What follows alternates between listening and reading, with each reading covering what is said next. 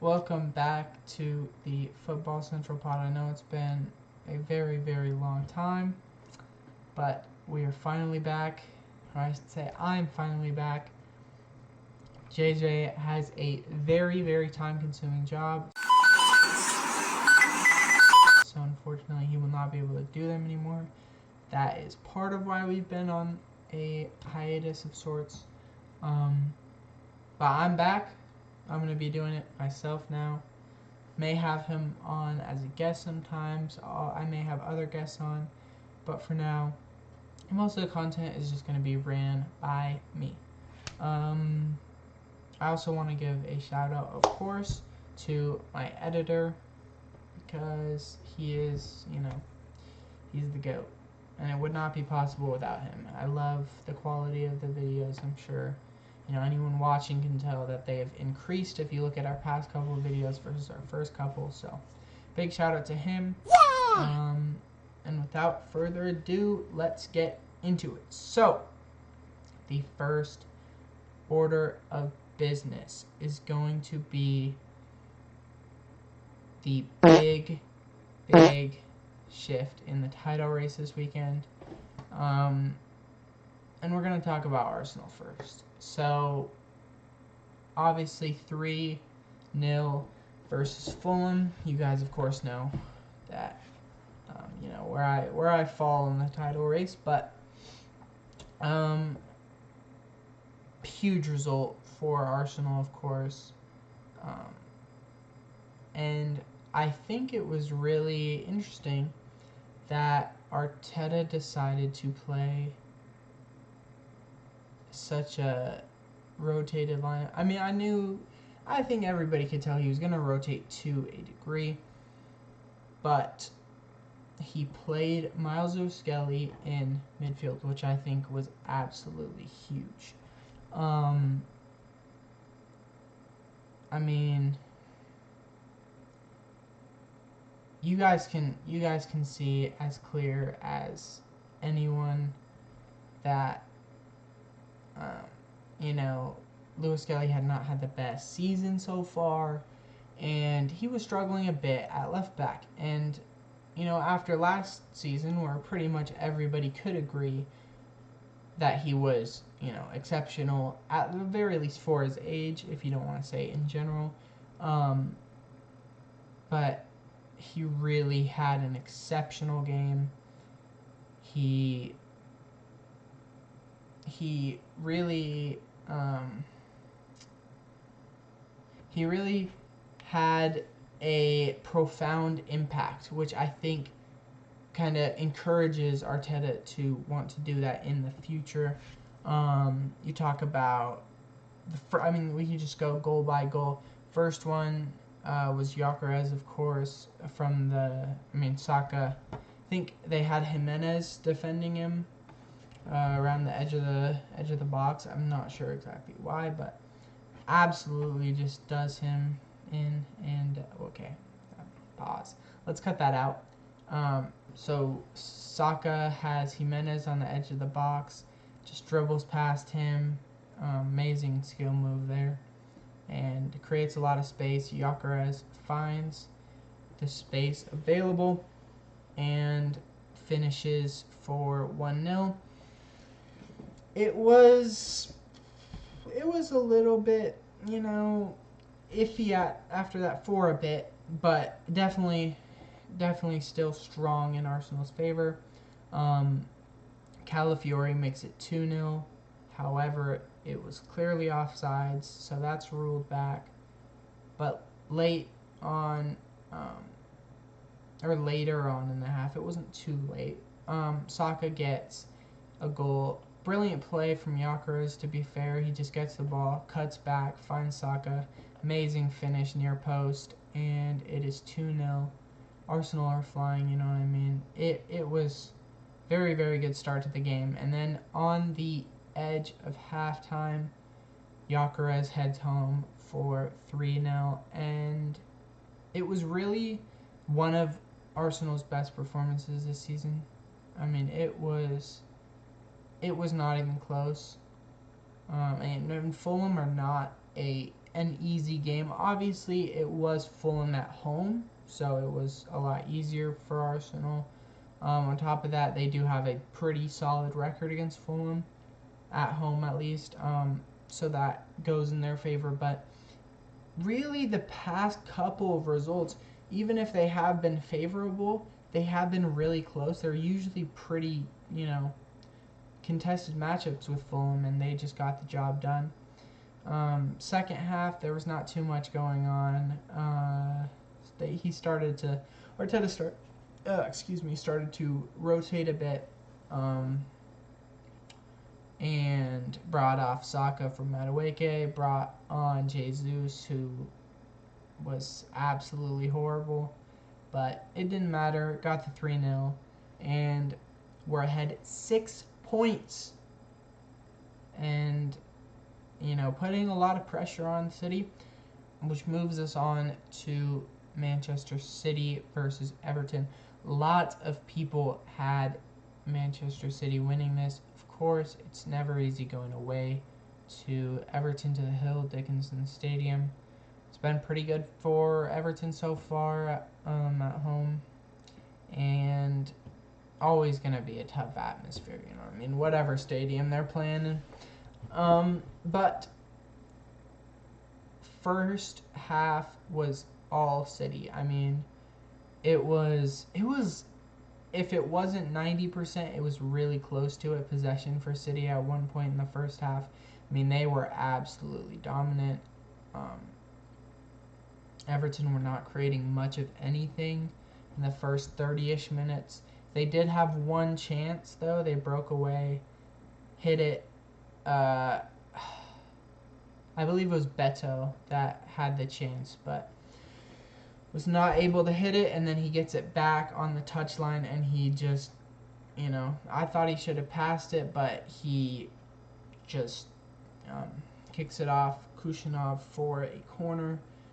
And then at the end of the first half, Doku, who was absolutely brilliant today, fair to him, fair play. He got fouled 500,000 times today. It was insane, but he absolutely had O'Brien on skates. And he cuts inside off of a Cherokee pass, although, I'll speak on Cherokee in a bit, but I was not personally a big fan today. And Doku with a brilliant finish, top bins, just curls it in for 1-0 at halftime. Then about 20 minutes goes by. It's pretty much still City. There were some Everton chances, but City looked pretty in control. And then Everton really started to focus around minute 65, I would say.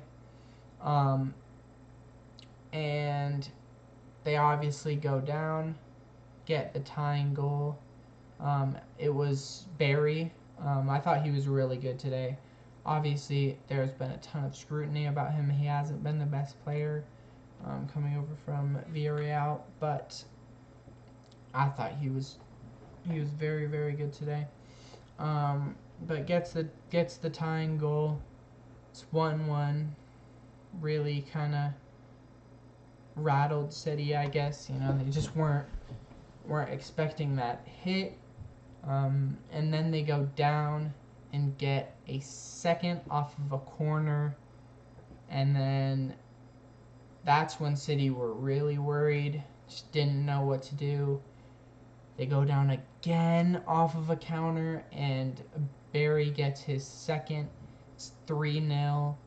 Illiman and Jai got a lot of chances, to be fair, in that time frame, and just could not convert. Really should have been 4 or 5 for Everton. Donnarumma made some great saves as well, though, so credit to him. And then right after, it was crazy. There was so much hype for Everton. They're all bouncing after the 3-1. And immediately off of the kickoff, I kid you not, it was less than 30 seconds after the kickoff, Holland obviously kicks it off. They just dribble it forward maybe about 5 feet. Holland makes a great run. He's in on goal and he finishes. And it's 3-2 just like that. And the second goal kind of loses its advantage at that point. You know, it's just back to the 1-goal lead just like that. And then it was a bit cagey. And nobody could really seem to do too much.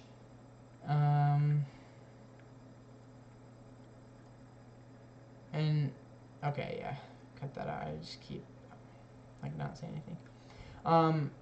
And then finally, in the dying seconds of the game, Doku again cuts in. Absolutely brilliant finish for his second goal of the day. And City do escape with a 3-3, but it's not good enough for them. Obviously, at this point in the season, you need to win out, and they were not able to do so. Obviously, it's Arsenal. You know, they could very well drop points. I would not be surprised at all, but Arsenal definitely in a very good spot now, especially goal difference wise.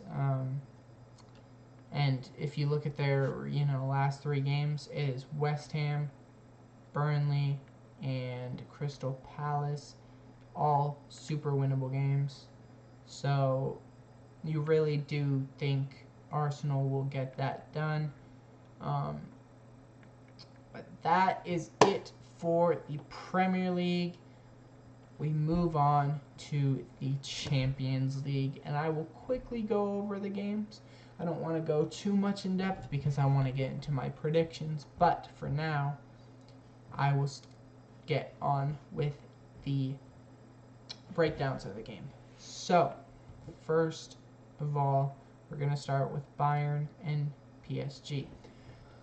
Obviously at the Parc des Princes, so, you know, slight advantage to PSG, but it's 2 extremely even sides, which is why I say slight. They were both absolutely brilliant going forward, and I honestly think the defense gets a little bit too much hate. It wasn't the worst defending ever. It was just absolutely brilliant attacking play. Player by player, I mean, I'm not going to go individual, you know, each goal. Don't want to take too much time on this, but Diaz was absolutely brilliant. He was my man of the match if you want to give it to just the best player rather than a player on the team that won.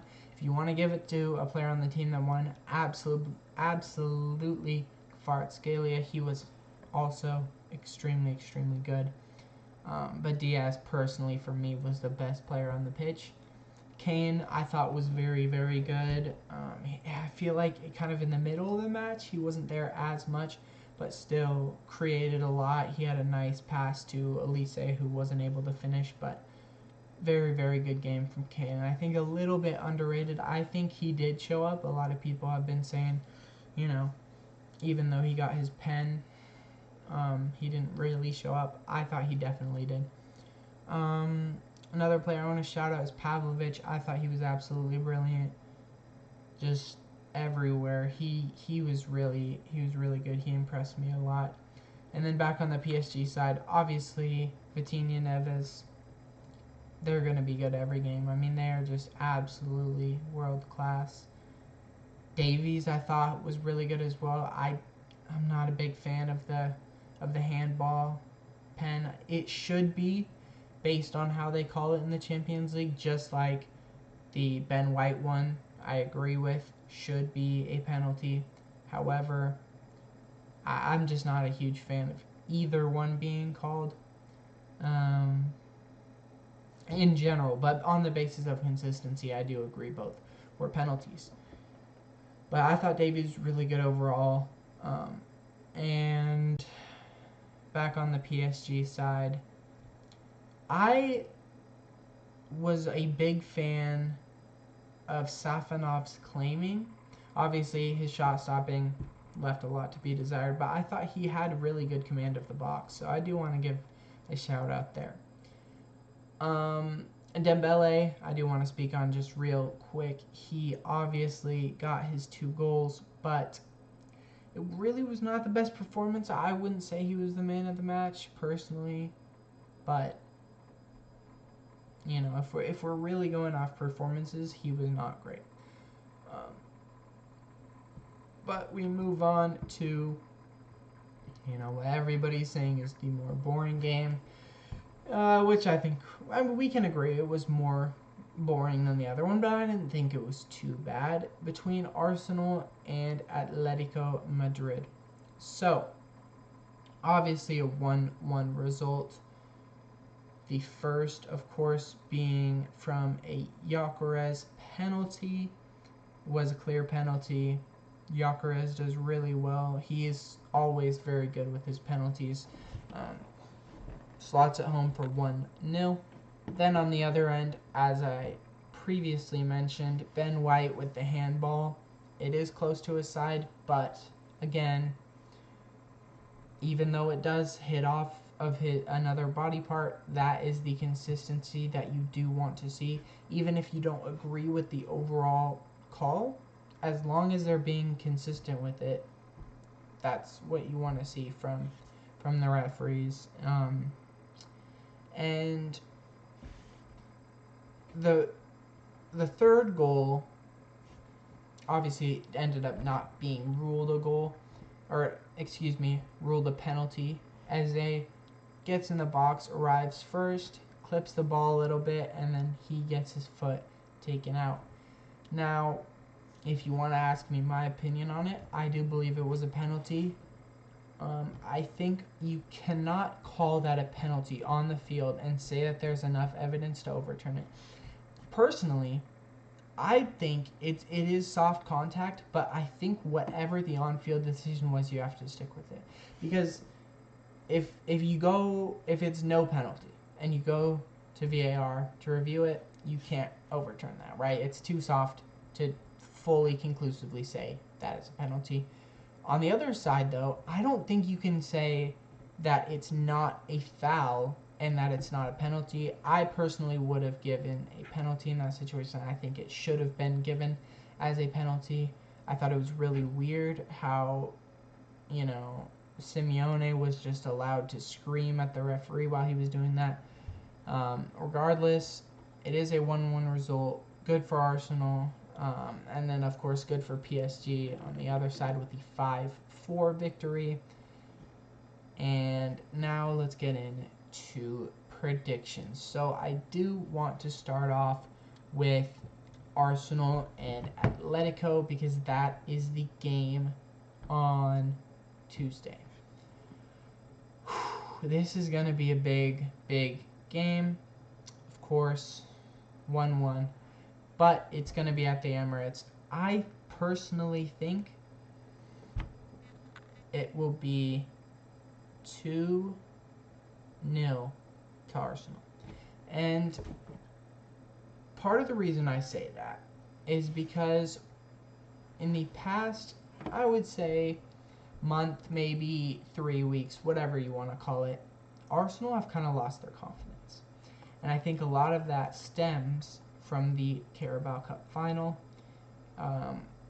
I didn't speak too much on it on the podcast, but I have spoken about it just in general quite a bit. I thought that was one of the most important games of the season for Arsenal, not just because it's a trophy, but because you would be getting over the line and you would be beating Manchester City for a trophy, winning a trophy, lifting a trophy. I thought that would be super important, and it turns out I was right. Just for the opposite reason, I thought it would be really important for them to win it, but it was obviously very important for them to lose it for how they ended up playing. Completely fell off a cliff. The performances fell off. Obviously, that partly had to do with some injuries, but it was also the confidence that was definitely an issue. But a huge bounce back against Fulham. Brilliant performance. And I think the City result is also going to tie into it. Now that they are in the position to win the league, they're going to be in a very good position. They're going to know City aren't untouchable. So I think they'll go out, and I think they will win 2-0. Goal scorers, this is tough. Havertz is not going to start. Timber is not going to start. I think the left back, honestly, is a bit of a toss-up for me. I think they'll just go Calafiori because of how good he was against Fulham. I don't think there's any reason to change. When you are the home team, you need to be the ones going out and attacking. I thought for the first leg, Hincapié was perfect because he's more of a defensive, he's better defensively than Calafiori. Calafiori's better offensively attacking, whatever you want to call it. I think Calafiori should start. I think Saka will start, obviously, after a brilliant performance. Gyökeres will start. I'm not sure how they're going to do the midfield. I believe Odegaard is out, so it'll probably be Eze and Trossard again at the 10 and left wing. But I will say Eze is going to score, and I'll say Gyökeres scores. I think Gyökeres has a lot of confidence after the last game. Obviously, Atletico Madrid are way better defensively than Fulham, but I think he was able to find space a lot better. His link-up play was a lot better. Really just on the ball, he was better. He was winning more of his duels. So I think Gyökeres will score. I think Eze will score. Eze has been completely just a different player down the stretch, as he really is every year. If you have watched Eze before for Crystal Palace, you would know this is not surprising. He does this every year. He's obviously a brilliant player in general, but especially when it's crunch time, he just always shows up. So I believe Eze will affect this game massively. Moving on to the other semifinal. It's a huge one, for sure. It is a huge one between PSG and Bayern, and I think this is going to be 2-1.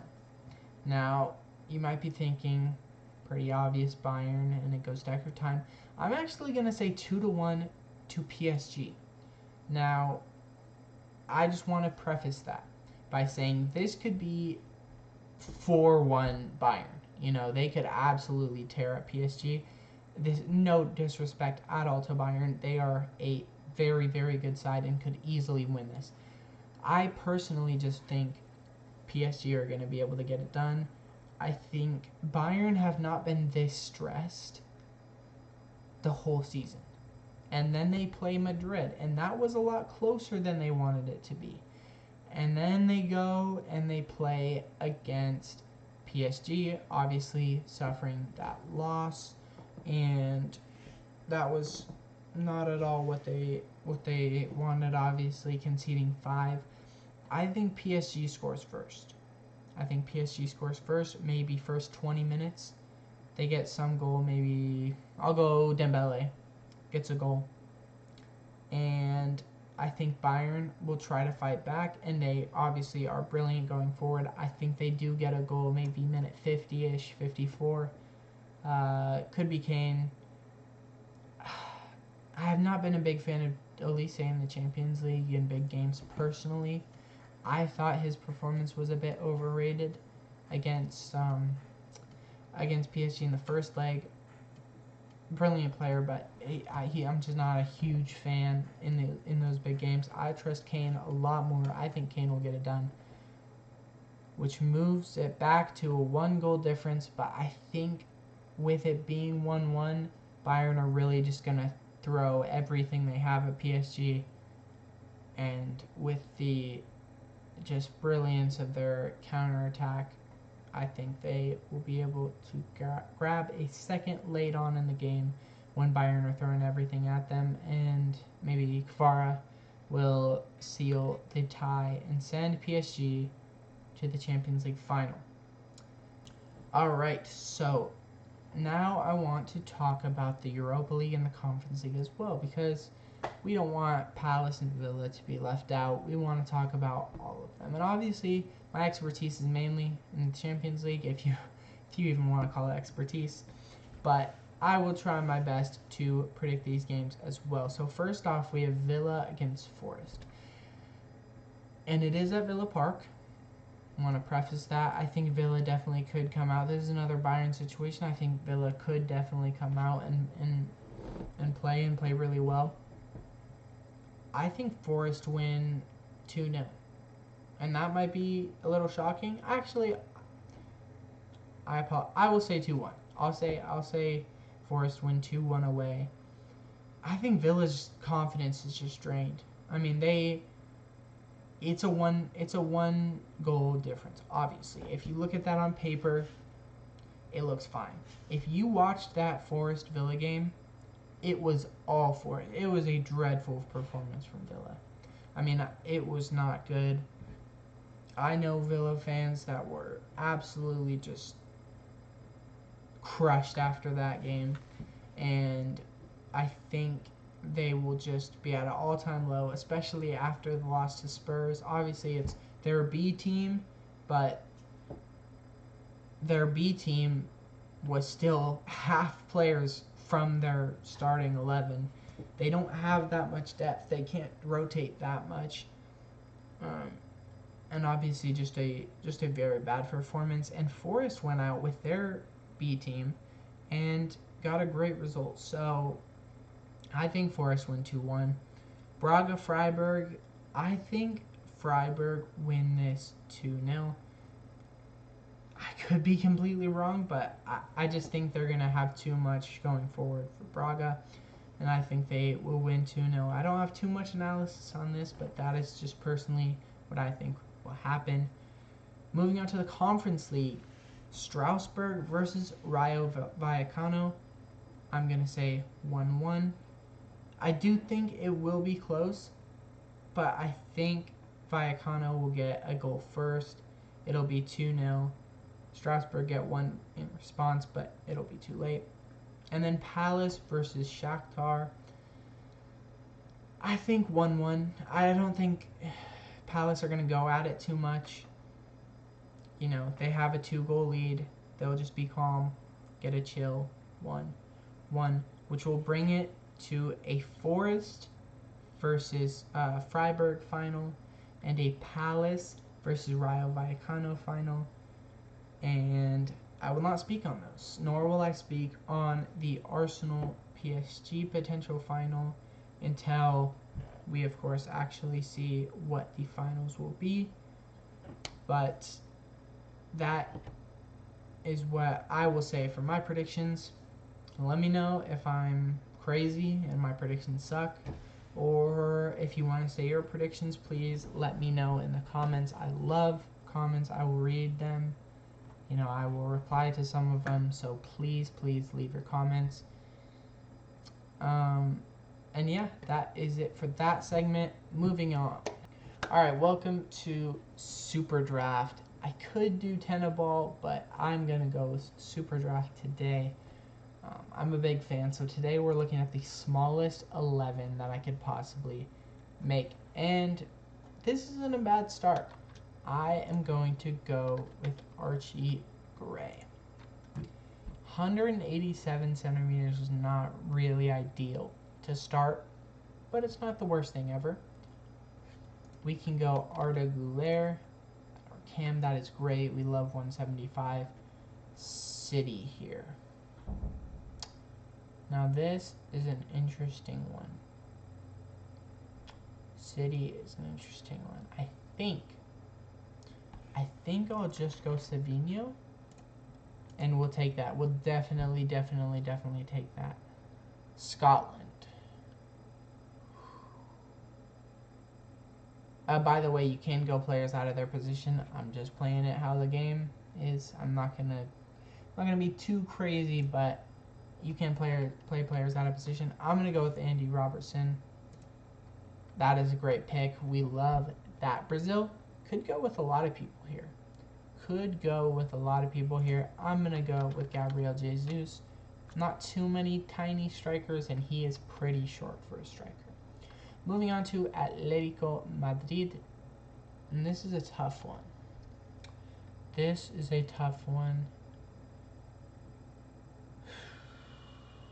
I think, if I'm not mistaken, Lookman isn't crazy tall. And that's our best pull so far. So that is great. I will go, I believe I can play Udoji at center back. And that's not great, really, but we're going to have to take it. Spain is not too bad. Zubimendi is a pretty small CDM, so I think I'll go with him. And that's not great, but we will take it. I'm going to go with Nicolo Pisili here, and that's not bad either. It's not great, but it's not terrible. Now, England, I can go any position here in the back four, or I could go goalie. I could go goalie here. I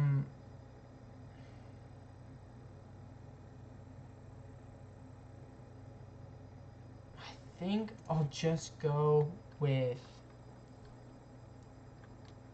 I'm just going to go with Pickford. Yeah, and that's not bad for a goalkeeper, to be honest. And then any Premier League defender I could go with here. Any Premier League defender.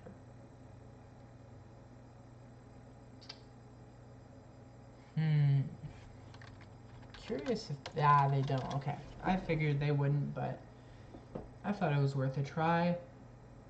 Premier League defender. I'm going to go with Mark Cucurella. I'm not sure how tall he is, but that is a great pull. That was our best pull. And we got 1971. 1971 was my final score. Obviously, this is measured in centimeters, not inches.